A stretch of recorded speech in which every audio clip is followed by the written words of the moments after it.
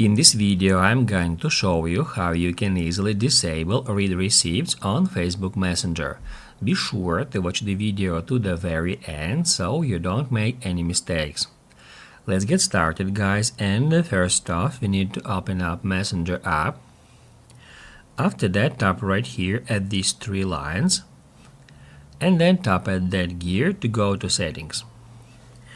Now guys, we need to tap at privacy and safety. And then if we scroll down to the very bottom, here we can easily find read receipts. Now guys, it is enabled on my device, and if you have this feature enabled, people will be able to see when you read their messages. We can easily turn them off by tapping right here so that people won't be able to see when you read their messages. However, you also won't be able to see when they've read yours.